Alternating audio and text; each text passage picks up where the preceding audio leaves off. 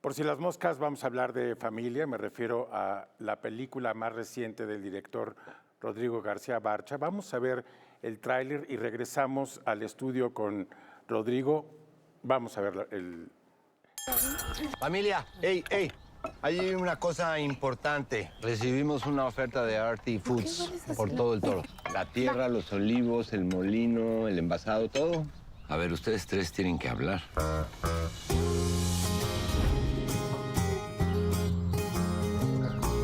Esparcimos las cenizas de mi mamá en el olivo de los 300 años. Ay, pero no te vas otra vez a poner a chillar. Veo lo mejor y lo peor de su mamá y de mí en ustedes. Ya me conozco ese tonito, nos estás manipulando. ¿No podríamos vender todo menos la casa? Podríamos quedarnos con todo y yo seguiría al frente del negocio, pero quedarnos solo con la casa es un lujo. ¡Qué lujo! Tú naciste en esta casa. Nosotros crecimos en esta casa. Aquí me casé con Dan, aquí hicimos a los gemelos, esa misma noche. ¡Qué asco! Oigan, ¿pero cómo se hacen unos gemelos?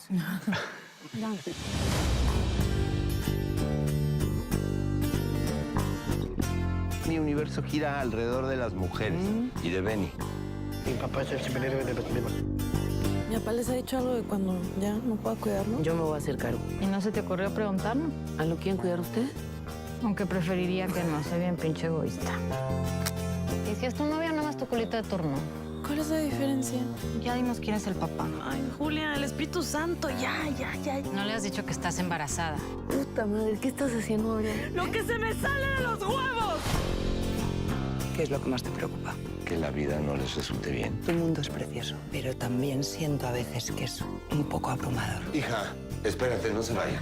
Me agotas, Leo. Yo también me agoto a mí mismo. Mis hermanas me exasperan. Las extraño y las adoro, pero luego estar un rato con ellas. Y chingados no va a querer ser parte de esta tribu. Estamos de regreso en el estudio. Me acompaña Rodrigo García Barcha. Muchísimas gracias por estar aquí en Por si las moscas, Rodrigo. Gracias por la invitación. Oye, Rodrigo, la primera película en español que es situada en México, después de una larguísima carrera tuya como director en Los Ángeles, en Estados Unidos. ¿Por qué el salto? Bueno, llegué a trabajar aquí en películas de fotógrafo antes de irme a Estados Unidos y empecé a dirigir ahí hace 20 y pico de años, pero siempre con las ganas de hacer algo con tema mexicano, tema colombiano, temas también de gente latina en Estados Unidos. Claro. Pero allá con poca suerte, es muy difícil levantar proyectos allá latinos y sobre todo latinos que sean acerca de la vida, que no sean necesariamente de acerca de la narcotráfico, latinidad, exacto. o como digo yo, no tiene que ser ni de la frontera ni de los tamales de mi abuelita, sino una cosa normal. Entonces, pues surgió este proyecto y a Netflix le interesó y pues la verdad he contado con mucha suerte desde mi asociación con los productores, un elenco increíble y sí fue una muy buena experiencia, o sea, sí fue un regreso a casa, me sentí en mi casa desde el primer día, a pesar de no haber trabajado nunca, salvo con Maribel Verdú, pero con ninguno de los actores mexicanos, los había admirado de lejos, pero no los conocía. La premisa de la película es León, un hombre de 60 y tantos años que tiene un viñedo, bueno, tiene una propiedad muy grande, un rancho en el norte del país, en el Valle de Guadalupe, hace una comida familiar, como muchas otras, pero en esta comida tiene un anuncio importante y es que a sus hijas, y es que hay una posibilidad de que la propiedad se venda. Y eso desata pues digamos, toda la trama de esta película, ¿no? ¿Te sientes identificado con este personaje que tiene más o menos tu edad? Sí, absolutamente. O sea, yo he hecho muchas películas, sobre todo alrededor de personajes femeninos, pero ya en mis últimos 2, 3 proyectos he abordado más los masculinos. Y definitivamente este personaje Leo, que no tiene literalmente nada que ver conmigo, él es un señor ranchero de la zona de Ensenada, tiene un enorme rancho de olivos, tiene estas 3 hijas y un hijo menor. Pero sí es inevitable, o sea, nadie logra esconderse de su propia escritura. O sea, tú puedes escribir sobre payasos o sobre medievales. Estás escribiendo sobre ti mismo. Totalmente. Entonces, pues sí, puse mucho de Leo en mí, pero no soy yo. Y por supuesto, luego la interpretación de Daniel, que creo que fue extraordinaria. creó a este personaje. Pero sí, y además, como decía antes, volver a México, hacerla en español, o sea, sí me sentí muy identificado. A veces en el rodaje me sentí muy desnudado. Pero por lo demás el guión no solamente es tuyo, ¿no? O sea, ahí está... Sí, trabajé con Bárbara Collio, una Exacto. dramaturga muy buena. Originalmente yo estaba buscando a alguien que me... El guión originalmente yo lo quería hacer con una familia latina en Estados Unidos. Ok. Finalmente no lo hice. Al adaptarlo a México, inicialmente se me hizo muy fácil traducirlo yo, pero no tenía raíces. Bárbara me ayudó mucho a situarlo en la zona de Ensenada, en la zona del Valle, con el lenguaje, con las problemáticas, con la cultura de la gente que vive un poquito en ese triángulo, Tijuana, Ensenada, el Valle, también Tecate, y sobre todo que viven con un pie en Estados Unidos. Sí, uno de las hijas vive en San Diego y Sí. tiene una carrera... Y la cultura es muy bicultural, binacional, sí. claro. Una de las cosas que más me gusta de tu película es precisamente la exploración alrededor de la figura del patriarca, pero es un patriarca muy similar, no es un patriarca en el sentido Sí. autoritario y tal, es un patriarca que tiene altos y bajos, que explota pero también llora y que tiene una relación muy cercana con sus hijas. Esta figura que te... o sea, ¿qué te provoca esta reflexión del patriarca en estas circunstancias? Bueno, yo creo que hay, o sea, Leo, por ser una persona de 60 y pico de años, sí, por supuesto, tiene algunos rasgos patriarcales. Viene de una tradición en el norte o la frontera de varias generaciones en un rancho. O sea, sí es un mundo muy tradicional. Pero yo creo que Leo siempre fue un poquito diferente. De entrada se casó, es viudo, pero su esposa, madre de sus hijos, era escritora. Entonces ya el haberse casado con una persona así ya indicaba que él era un poco diferente a sus colegas rancheros, ¿no? Ya tenía otro tipo de sensibilidad. Y creo que se reunían para mí en él, en esta edad. O sea, ahora hay una expresión que oí hace poco, que es los nuevos viejos. Cuando nosotros éramos niños, una persona de 63 años era un viejo. Los viejos, sí. ¿No? Y ahora, bueno, a lo mejor los chavos nos ven como viejos, pero uno se siente que todavía puede volver a reinventarse. Bueno, como dice en la película, los nuevos 50 son los 40. Exacto, Sí, o sea, es lo que vas hemos quitando 10 años. lo que hemos ¿sabes? inventado para sentirnos un poquito mejor. Pero sí, la gente de 60, de 70 es muy juvenil. Sí. Además, comparte mucho la cultura popular con sus hijos. Sí. O sea, se oye mucho, se ven las mismas películas, gusta mucho la misma música. Y una cosa sobre todo, siento que con el paso del tiempo, los hijos presionan mucho a los padres. O sea, en las otras generaciones los padres y las madres eran mucho más autoritarias y por supuesto siempre hay un reto de los hijos en la adolescencia, pero yo lo veo ahora y desde niños, antes de la adolescencia y después de la adolescencia y hasta en la vida adulta, la manera de los hijos y las hijas de confrontar a los padres y a las madres ahorita es tremenda. Entonces el padre, por un lado quiere seguir teniendo el privilegio de ser la figura autoritaria, pero no le sale por su propia personalidad y porque las hijas sobre todo lo retan mucho. Entonces ese momento que no es ni juventud ni vejez, todavía estás activo, pero es difícil reinventarse hasta a cierta edad. O sea, eso es lo que me atrajo de él. Y como dijiste tú, sí, a veces es patriarcal, a veces es muy feminista, a veces es duro, a veces es muy sensible. Y creo que mucha de esa sensibilidad conmovedora la trajo Daniel, ¿no? Daniel Jiménez Cacho con su interpretación, que es muy conmovedora, creo yo. Sí, bueno, hablemos del papel de Daniel, es decir, de la actuación de Daniel. Creo que está súper redondo.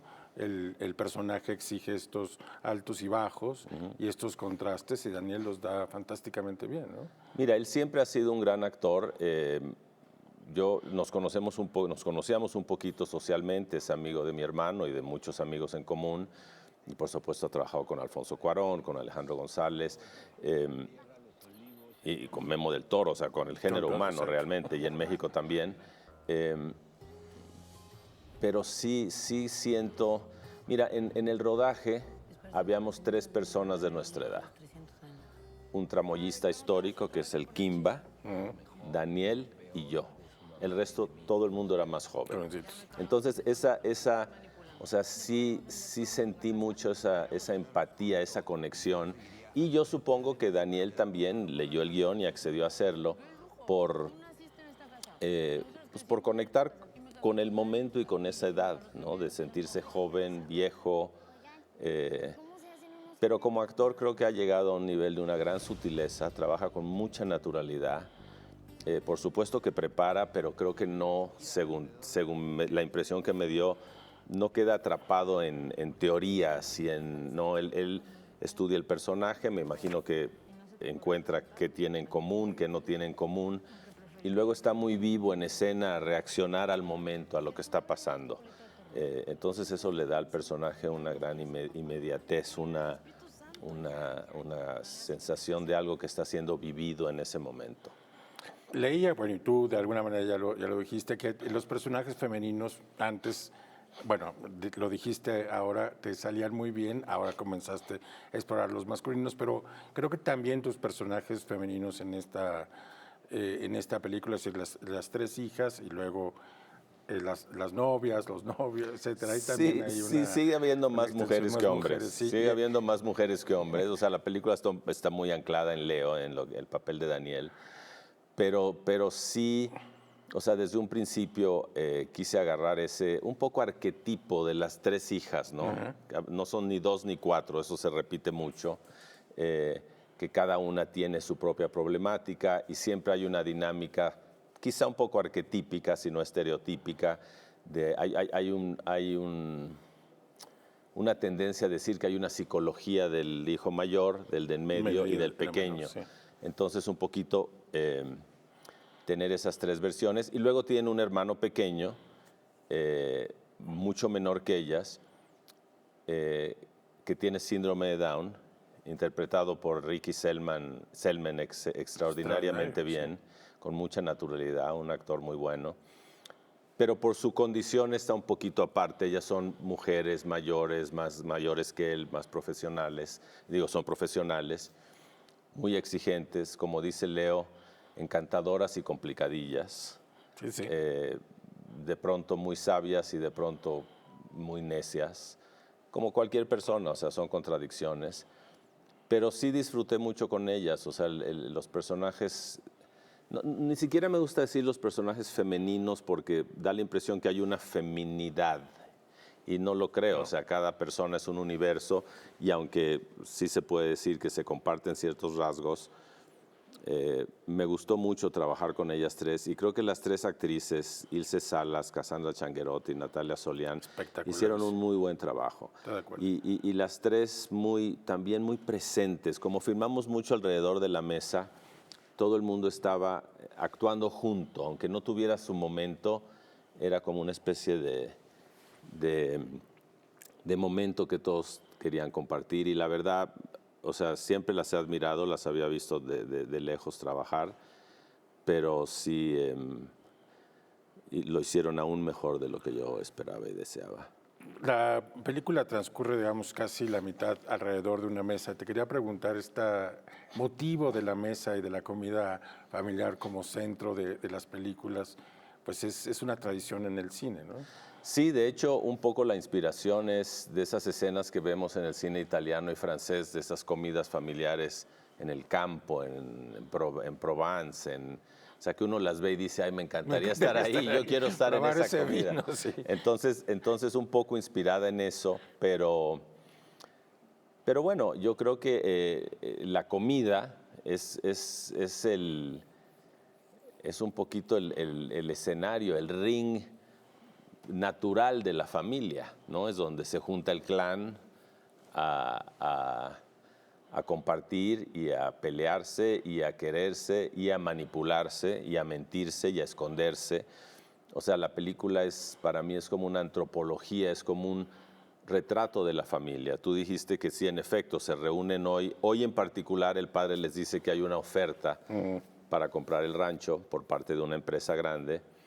y es la noticia del día. Y por supuesto hay secretos, mentiras, traiciones, pero de alguna manera o sea, yo quería que fuera un día más o menos común y corriente, no cotidiano, pero de las comidas Sí, de mensuales. las comidas recurrentes. Sí. Casi no es Thanksgiving, en donde todo el mundo Exactamente, se saca los ojos. o la comida de Navidad, familiar, la comida familiar y desde dónde se sienta cada quien ya establece toda una relación, no solo de intereses, de equipos que se forman, sino también de conflictos. Hace poco publicaste un libro de memorias acerca de Gabriel García Márquez y Mercedes Barches y tus padres, en donde también está claro la idea del clan.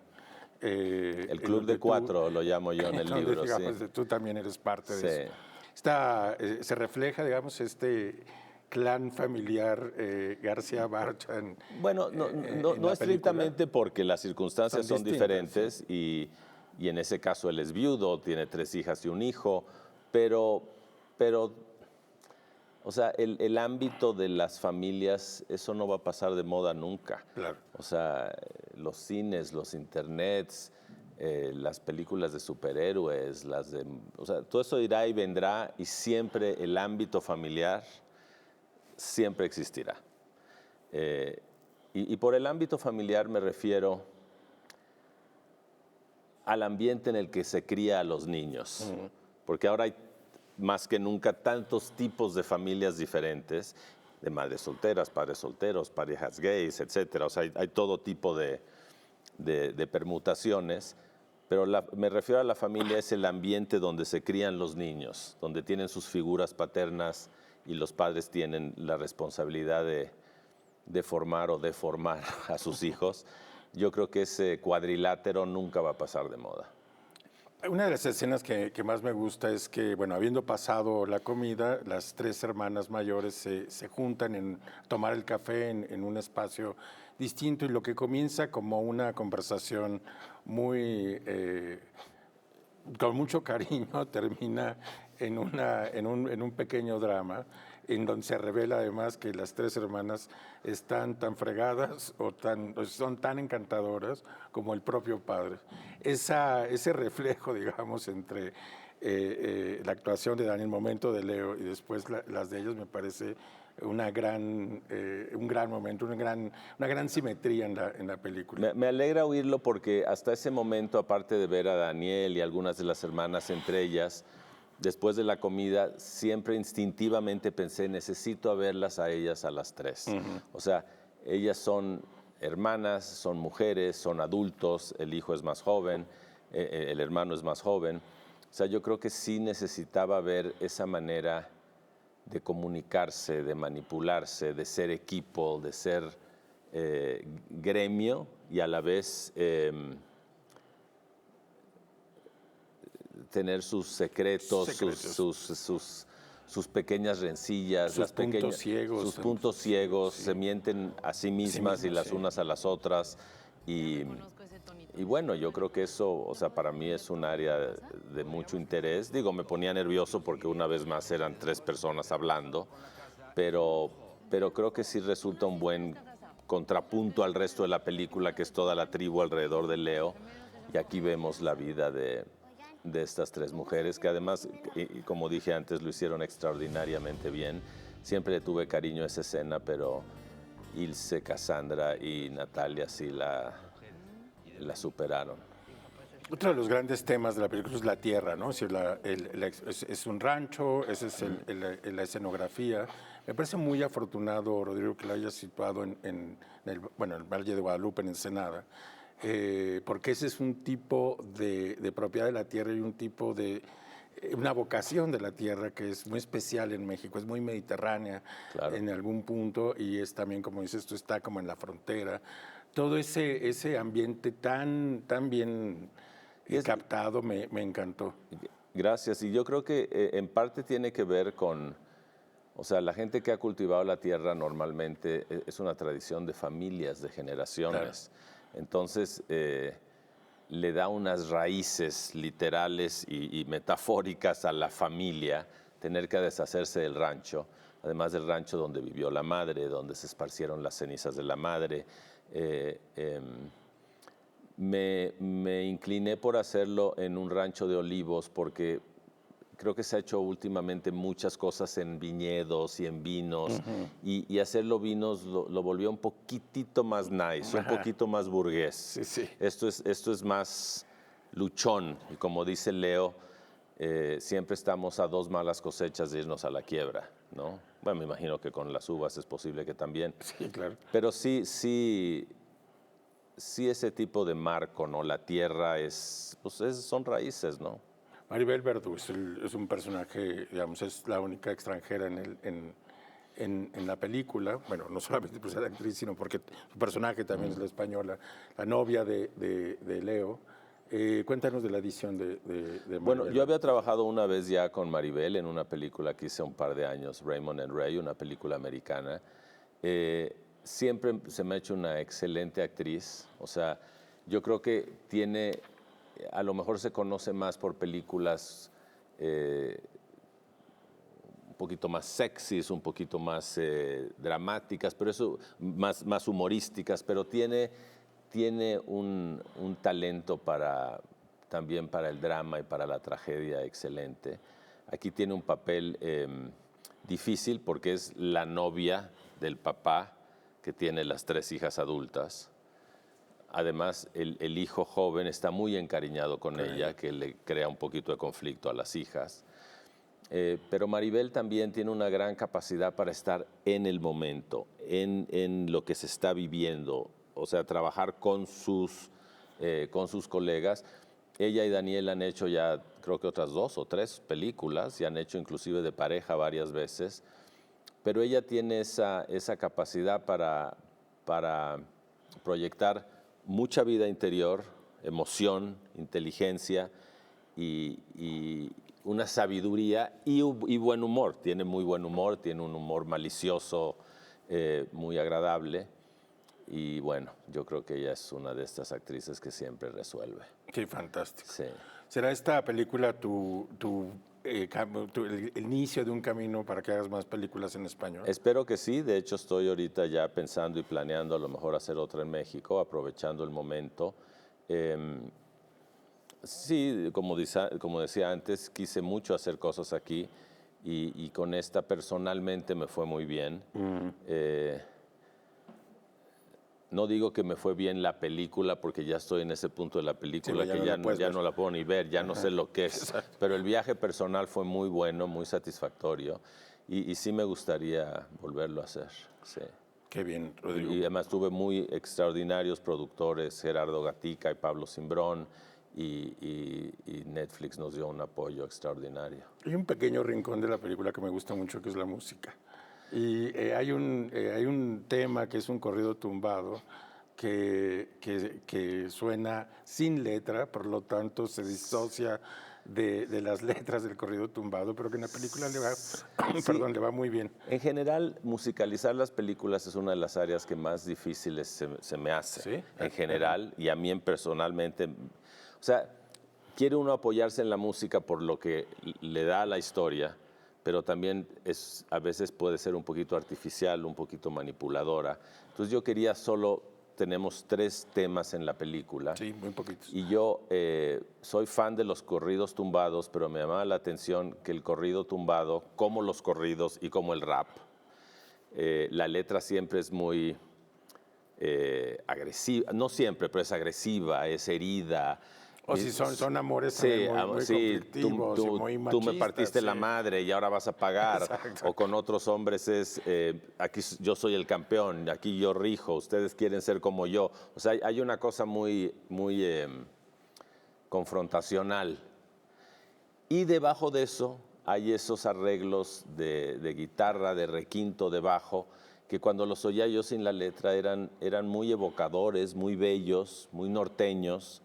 Entonces hicimos 3 temas originales que son los que están en la película y sirven para arraigar la película un poquito en el área de la frontera sin que tampoco sea demasiado, ¿no? O sea, hacerlo obvio, ¿no? Que si estás en el norte son corridos. Sí, escuchar eso. Pues muy bien, Rodrigo, se nos ha terminado el tiempo. Espero Gracias. tenerte pronto con la siguiente producción también en México aquí. Espero que sí. Y bueno, pues agradecerte y a nuestra audiencia decirle que nos vemos aquí el próximo sábado a las 7:30 por Si las Moscas.